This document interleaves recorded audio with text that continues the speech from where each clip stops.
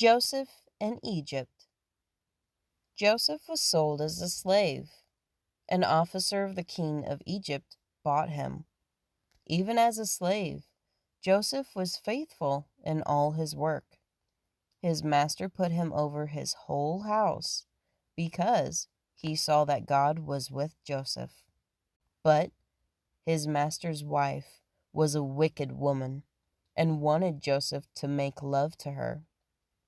Joseph would not listen to her. He said, "How can I do this great wickedness and sin against God?" Then he ran out of the house. That night, this bad woman told lies about Joseph, and his master became very angry and put him into prison. But God was with Joseph, even in prison. Soon, the keeper of the prison put Joseph over all the prisoners, because he saw that he could trust him. Sometime after this, two servants of the king were thrown into prison. The one was the king's butler, who made wine for the king. The other was the king's baker, who baked bread for the king. One night, both of these men had strange dreams.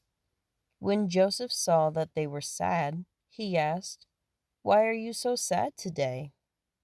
They answered, "We had a dream, and there is no one to tell us its meaning." Joseph said, "Tell me your dreams.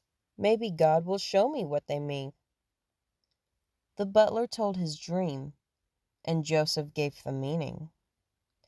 "After 3 days, the king will forgive you and put you back in your old place," he said. Joseph asked the butler to remember him and tell the king about him. The baker also told his dream, and Joseph gave the meaning. "After 3 days, the king will hang you," he said. Both dreams came true, just as Joseph had said. But the butler forgot Joseph. Joseph had to stay in prison 2 more years. Then Pharaoh, king of Egypt, had a strange dream. He dreamed that he was standing by the river. He saw 7 fat cows coming out of the river. Right after them came 7 thin cows and ate up the fat cows. Later that night, the king had another dream. He saw a stalk of wheat growing with 7 full ears on it.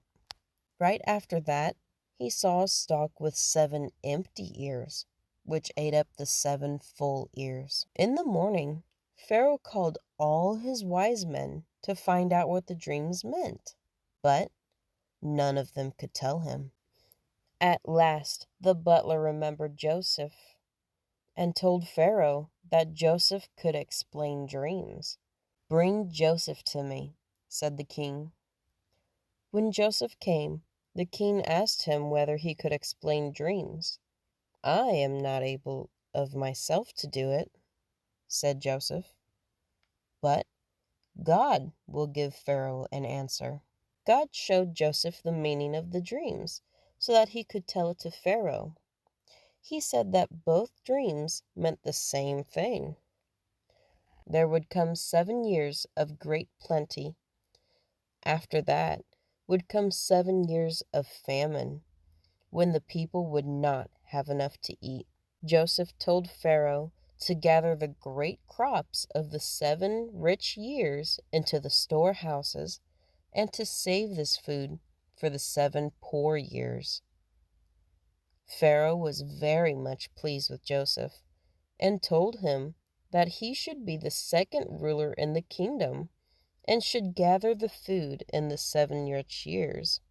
He said Joseph should ride in his second best carriage, and he put his own ring on Joseph's finger and put a fine gold chain about his neck.